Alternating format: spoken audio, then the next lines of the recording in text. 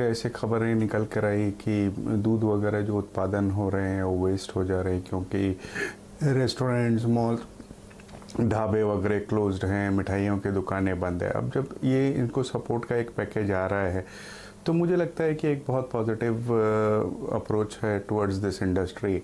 और सबसे बड़ी बात है कि एक्सपोर्ट वगैरह को जो बढ़ावा दिया जाएगा उससे भी इनको फ़ायदा होगा। अब इन सब चीज़ों के बीच में अगर कोई स्टॉक देखने लायक हो सकता है तो मैं समझता हूँ पराग को देखना चाहिए, पराग मिल्क प्रोडक्ट्स को।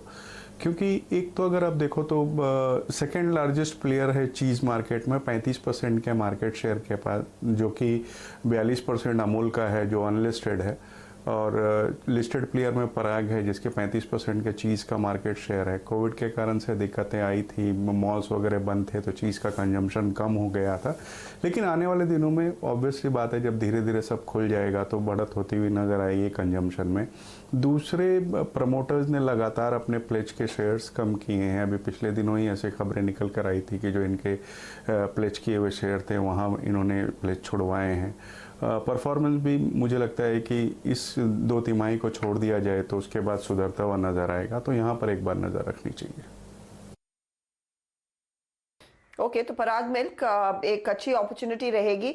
और आप नीरज और हेमंत का पोर्टफोलियो देखेंगे आज या फिर 2020 की टीम देखेंगे तो वो कहावत है ना, दूधो नहाओ पूतो पलो, उसी का एक रिफ्लेक्शन है कि ये तमाम डेयरी वाले स्टॉक्स आज चलने वाले हैं और एनिमल हस्बेंड्री पर भी फोकस रहेगी। अच्छा हेमंत, आप आईसीआईसीआई बैंक का जिक्र कर रहे थे और जिस तरह की फंड रेजिंग की तैयारी हो रही है उस पर फटाफट राजेश अग्रवाल का एक व्यू लेते हैं। दरअसल ब्रोकरेज रिपोर्ट्स भी आ चुकी है।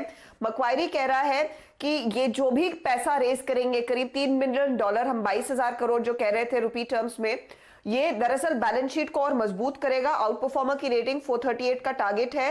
मॉर्गन स्टैनली कह रहा है कि थोड़ा सा इन्फ्लेटेड प्राइस है या फिर अमाउंट है, उससे कम की रकम भी शायद उठा सकते हैं, लेकिन आगे पोटेंशियल ग्रोथ का साफ देखने को मिल रहा है।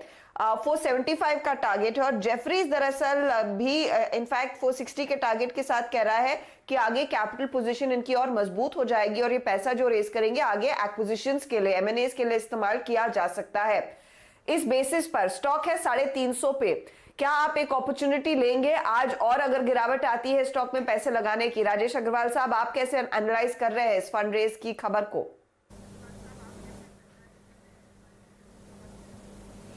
देखिए, बहुत ही उम्दा खबर है। हालांकि इससे प्रेशर बना कल स्टॉक में और हमने करीब करीब 7% के आसपास की गिरावट देखी।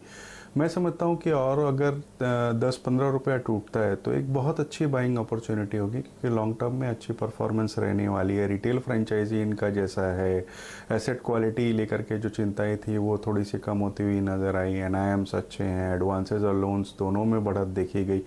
मुझे डिपॉजिट और एडवांसेस दोनों में बढ़त देखी गई। मुझे लगता है कि अगर जैसे कल की क्लोजिंग मेरे ख्याल से 345-350 के रेंज में हुई थी, अगर 325 के रेंज में आता है तो मैं समझता हूँ बिल्कुल वहाँ पर खरीदारी करनी चाहिए। साल भर का हमारा लक्ष्य इसमें 450 रुपये का है, तो बिल्कुल मैं कहूँगा गिरावट में एक्यूमुलेट करना चाहिए स्टॉक को। बाय ऑन डिप्स वाला स्टॉक है, 350 के आसपास आप एज अ फंडामेंटल एक्सपर्ट कह रहे हैं इसको खरीदना चाहिए। शुभम जी से पूछते हैं, शुभम जी कहां पर सपोर्ट है इस शेयर के लिए, क्योंकि ये इस शेयर को जल्दी इसका फॉल रुकना बहुत जरूरी है बैंक निफ्टी के लिए। बताइए कौन से लेवल्स इंपॉर्टेंट हैं आज के लिए? क्या जितनी गिरावट होनी थी हो चुकी? कैसे अप्रोच करेंगे आप इसे? बिल्कुल हेमंत जी, एक इम्पॉर्टेंट स्टॉक है, बिकॉज जिस तरह से बैंक निफ्टी में वेटेज है और कल हमने एक बड़ा करेक्शन आईसीआईसीआई में बनता हुआ देखा, तो मुझे लगता है कि यहाँ पे थोड़ा सा और डिक्लाइन हो सकता है कि कैरी फॉरवर्ड हो। और सामने अगर हम बैंक निफ्टी में देखें तो अनवाइंडिंग है, लेकिन यहाँ पे काफ़ी शॉर्ट्स बने हैं, तो हो सकता है कि और यहाँ से 15-20 रुपये का करेक्शन और देखने को मिल जाए। बट अगर वैसा होता है तब एक अच्छा अपॉर्चुनिटी बिल्कुल बनेगा ये स्टॉक में खरीदारी के लिए। तो फिलहाल मुझे लगता है कि जो नेक्स्ट सपोर्ट एरिया है वो लगभग 325 के आसपास है। वहाँ पर अगर आता है तब एक अच्छा सपोर्ट वहाँ पे देखने को मिलेगा।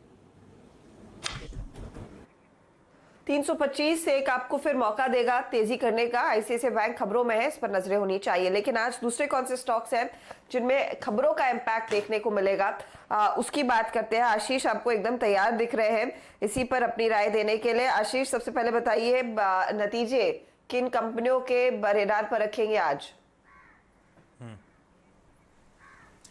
बहुत सारे नंबर्स आए थे कल बाजार बंद होने के बाद। Good morning. IOC higher inventory के चलते इंपैक्ट हुआ है, नंबर्स पे लॉसेस आए हैं। 5,185 करोड़ के लॉसेस। उम्मीद थी स्ट्रीट की लॉसेस की, लेकिन 3,250 करोड़ के लॉसेस की बात हो रही थी। फॉरेन एक्सचेंज लॉस आया है, एक वन टाइम लॉस आया है। तो ये सब आंकड़े थे जिसके चलते वो नेट लॉसेस इस कंपनी ने क्लॉक करें। ग्रॉस मार्केटिंग मार्जिन अगर मैं एडजस्ट कर दूं इन्वेंट्री के लिए तो $11.1 पर बैरल के आसपास आते हुए पिछली बार से एक इंप्रूवमेंट है। लेकिन डेट इस क्वार्टर में Q3 के मुकाबले शार्पली इंक्रीज हुआ है। तो काफी सारी दिक्कतें नंबर्स में आपको नजर आएंगी। कैनरा बैंक, इसके नंबर्स देख के पता नहीं वो याद आता है, कहीं धूप कहीं छांव। तो 8 क्वार्टर हाई नेट लॉसेस हैं, 3,260 करोड़ का घाटा कर दिया। लेकिन वहीं पे बेस्ट एसेट क्वालिटी है पिछले 17 तिमाहियों में, 8.36 से इंप्रूव होकर 8.21 पे ग्रॉस एनपी आ गए। एनआईआई 5% गिरा और बिजनेस मोमेंटम वैसे चाहे वो डोमेस्टिक हो इंटरनेशनल हो दोनों में वीक था। यूनाइटेड ब्रेवरीज Q4 में लोगों ने बियर कम पी है तो आय 13% गिरी, इबिटा 23% गिरा, मार्जिन्स में 130 बेसिस पॉइंट्स का डिक्लाइन था और इस सब का खामियाजा मुनाफे पे 40% का डिक्लाइन। तो दरअसल हुआ क्या, कोविड का इंपैक्ट, सेंटिमेंट्स वैसे ही वीक, अनफेवरेबल पॉलिसी थी आंध्र प्रदेश में और इनपुट कॉस्ट इस बीच में बढ़ रहे थे, उन सब का खामियाजा था। अब वॉल्यूम कैसे रहे, आगे का आउटलुक कैसा है, आज कॉन कॉल है 4 बजे, तब वो डिटेल सामने आएंगी। पीएफसी के नंबर्स, वीक अर्निंग्स हैं इसकी। लोन ग्रोथ 10 क्वार्टर्स में सबसे कमजोर 9.6% ईयर ऑन ईयर। एनआईएम्स फ्लैट हैं और ग्रॉस एनपीए हालांकि लोएस्ट है 9 क्वार्टर्स में, वहां पे भी क्यू ऑन क्यू इंप्रूवमेंट है जो आपकी स्क्रीन पर आ जाएगा। प्रेस्टीज एस्टेट्स डिसेंट परफॉर्मेंस है, आय फ्लैट है, एबिटा 2.5% का इंप्रूवमेंट, मार्जिन 50 बेसिस पॉइंट्स का सुधार। Karur Vysya bank, loan book decline हुई है पहली बार, Q4 में 5% का डिक्लाइन है। बाकी के हेडलाइन नंबर्स आप लोग की स्क्रीन पर आ जाएंगे। बामर लॉरी, आय 27% और एबिटा 23% गिरा। सांगी इंडस्ट्रीज, आय 19% गिरी, लेकिन जैसे बाकी प्लेयर्स में पीयर्स में हुआ है, ऑपरेशनली बेहतर परफॉर्मेंस, 11% एबिटा में इंप्रूवमेंट है। India Glycols finally operationally weak quarter है, एबिटा 12% गिरा और मुनाफे में 33% का डिक्लाइन। तो देखिए ये तमाम स्टॉक्स हैं जो नतीजों के दम पर आपको आशीष ने बताए हैं। आशीष, स्टॉक्स इन न्यूज बाकी के कौन से हैं ये भी बताइए। अच्छा, पहले उसके लिए बधाई हडसन एग्रो के लिए। एक बार डॉक्टर साहब चार्ट दिखाइए। ऐसा नहीं है कि सब कुछ गिरता ही है, देखिए बाजार में सेकंड हाफ में बाजार जब गिर रहा था, एक तरफ निफ्टी का चार्ट रखिएगा डॉक्टर साहब और एक तरफ हडसन एग्रो का चार्ट रखिएगा। आशीष का कल का मिड डे जैकपॉट था और देखिए ये स्टॉक ने कल के दिन में भी 11% की तेजी दिखाई है। तो आज मेरा सवाल ये सब मैं माहौल आशीष इसलिए बना रहा हूं, थोड़ा आप पे दबाव बनेगा। आज जैकपॉट है क्या ऐसे बाजार में, ये बताइए और बाकी के स्टॉक्स न्यूज भी बताइए। नहीं, मैं समझ गया था आप कहां आ रहे हो।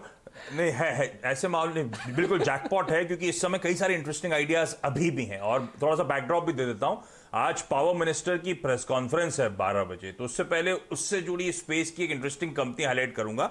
लेकिन हाँ, बाकी के स्टॉक्स की न्यूज जो आपने कहा, रिलायंस इंडस्ट्रीज, RIL, PP, इन स्टॉक्स को आप रखिएगा। जो CCI है कंपटीशन कमीशन, उसने फेसबुक का जो प्रपोज्ड एक्विजिशन है 9.99% स्टेक का जियो प्लेटफॉर्म्स में, उसको हरी झंडी दे दी है। तो ये इंपॉर्टेंट है। पावर सेक्टर वैसी फोकस में रहेगा और जो प्रेस कॉन्फ्रेंस की मैं बात कर रहा हूं आज 12 बजे स्केड्यूल्ड है, कहा जा रहा है बहुत लाइकली है फोकस होगा पावर सेक्टर में बड़े रिफॉर्म्स पर। गुजरात फ्लोरोकेमिकल्स, नीरज ने हालांकि आज सुबह 2020 में डिटेल में समझाया आपको, लेकिन भारत शायद एंटी सर्कमवेंशन ड्यूटी लगाने की तैयारी कर रहा है, जिसकी एप्लीकेशन दरअसल गुजरात फ्लोरोकेमिकल्स ने फाइल करी थी। चीप इंपोर्ट जो कोरिया और चाइना से हो रहे हैं उसके अगेंस्ट में इस कंपनी को सीधा फायदा होगा। Aditya Birla fashion and retail, board meeting है आज, जो 1000 करोड़ रुपए की राइट्स इशू के जरिए फंड रेजिंग की बात थी, आज बोर्ड उस पर विचार करेगा। अदानी पावर आखिरी दिन है वायदा में आज इस स्टॉक का, कल से कैश मार्केट का स्टॉक होगा। आईटी इंडेक्स उड़ा पे रखिएगा। निफ्टी आईटी इंडेक्स में निफ्टी और निफ्टी बैंक के साथ ट्रेडिंग होती थी, बड़ा ठंडा रिस्पांस था। आज आखिरी दिन, इसके बाद से इंडेक्स में ट्रेडिंग वीकली मंथली दोनों बंद, वीकली तो पहले ही बंद हो चुकी है। भारतीय इंफ्राटेल में वो जो इंडस टावर के साथ मर्जर की लॉन्ग स्टॉप डेट है फिर से एक्सटेंड हो गई है। अब 31 अगस्त तक एक्सटेंड कर दी गई है उस मर्जर की डेट। एम्बेसी ऑफिस पार्क्स, जिसमें ब्लैकस्टोन कल हिस्सेदारी बेची थी लार्ज ट्रेड्स के जरिए, अमेरिकन बैलेंस फंड्स ने 98 लाख शेयर्स, नोमुरा ने 63 lakh shares, signature high income fund ने 44 लाख शेयर्स। ये बायर्स की लिस्ट आई, इन्होंने खरीदा है। मेट्रोपोलिस हेल्थ केयर में कल प्रमोटर्स ने कुछ माल बेचा था। आदित्य बिरला सन लाइफ म्यूचुअल फंड ने उसमें से 3,10,000 शेयर्स खरीदे हैं। रिजल्ट्स के लिहाज से वायदा की 3 companies, Apollo hospital, Ashok Leyland, container corporation के आज नंबर्स हैं। इनके अलावा bank of India, IOB, EIL, Hindustan aeronautics, TT के प्रेस्टीज, ये कुछ और इंटरेस्टिंग नंबर्स होंगे। और वायदा का बैन फाइनली क्विकली, आज एक्सपायरी का दिन है। ग्रेनमार्क फ्रेशन बैन है, बैन में कंटिन्यू हो रहे हैं आइडिया और जस्ट डायल, और बैन के बाहर सेंचुरी टेक्सटाइल्स आ गया है। आशीष इनफैक्ट हमारे साथ बने रहेंगे कुछ ही देर में। ऑफ कोर्स जैकपॉट की तैयारी तो है ही, लेकिन अगली सीरीज, जुलाई सीरीज में कौन से बड़े इवेंट्स हैं उस पर भी इनसे डिटेल में बात करेंगे। लेकिन ये जो गुजरात फ्लोरो वाली खबर दे रहे थे आशीष कि एंटी डंपिंग ड्यूटीज लगाई जा सकती है पॉलीटेट्रा फ्लोरो एथिलीन के लिए, जो रशिया और चाइना से बड़े पैमाने पर डंप हो रहा है। गुजरात फ्लोरो तो आप ट्रैक करते आए हैं राजेश अग्रवाल, इस खबर पर क्या इम्पैक्ट रहेगा, स्टॉक में क्या एक अपॉर्चुनिटी आप अच्छी खासी तेजी की देख रहे हैं, क्योंकि जिस भी कंपनी ने कंप्लेंट सामने रखी है उसी का स्टॉक सबसे ज्यादा चला है।